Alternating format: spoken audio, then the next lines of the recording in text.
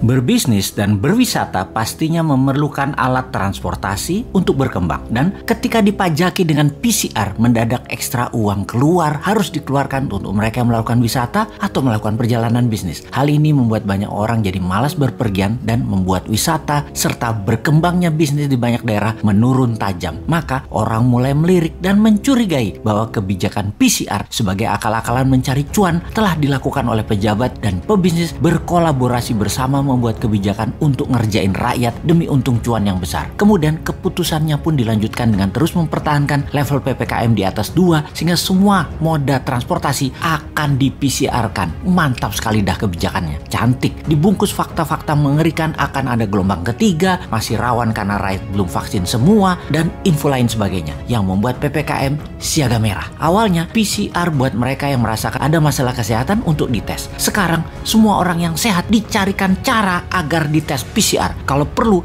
anak sekolah, penumpang ojek, naik bus, naik angkot, bajai, semua harus menunjukkan hasil tes PCR. PCR menjadi kewajiban seperti vaksin. Vaksin gratis oleh pemerintah, tapi PCR bayar. Bayar ke swasta yang isinya adalah perusahaan milik pejabat berkuasa yang serba bisa tersebut. Sehingga kesimpulannya adalah it's not about pandemic, it's about demand and supply. Pertama-tama kita ucapkan terima kasih kepada majalah Tempo yang secara khusus menulis artikel Kongsi Pencari Rezeki. Sejumlah laboratorium tes PCR milik politikus dan konglomerat meraup untung saat pandemi COVID-19. Demikian teasernya. Kita bahas faktanya. Seorang Menko merangkap jabatan sebagai koordinator PPKM, dia pucuk pimpinan dalam hal kebijakan COVID-19 dan investasi. Lalu seorang Menteri BUMN merangkap ketua tim penanganan COVID-19 dan pemulihan ekonomi nasional. Menteri Kesehatannya bekas wakil Menteri BUMN. Menteri itu ternyata ada kaitannya dengan PT Genomics Solidaritas Indonesia. Unit usaha PT itu adalah GSI Lab yang jualannya segala jenis tes COVID-19.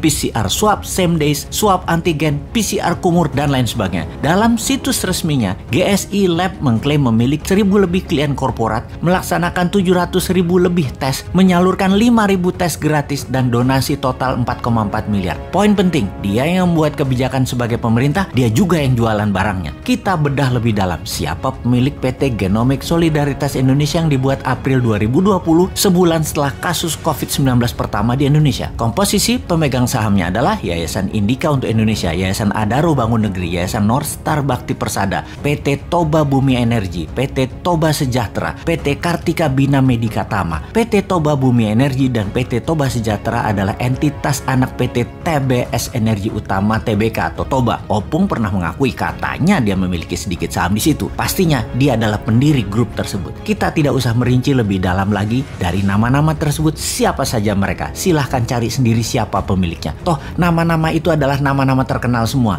Oke, kita semua yakin bahwa Anda semua pasti sudah paham siapa mereka yang bermain dengan kebijakan dan meraup untung dari bisnis PCR tersebut.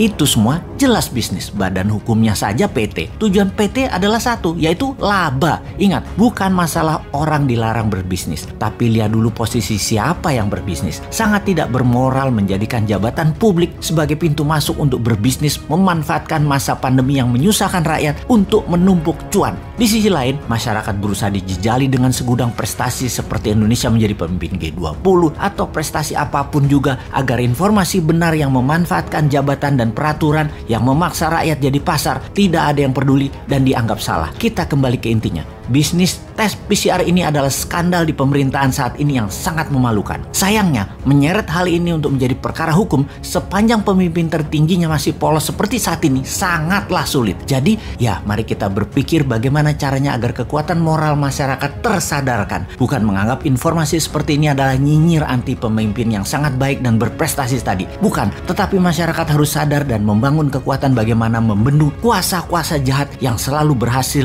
bersembunyi di balik wajah baik itu.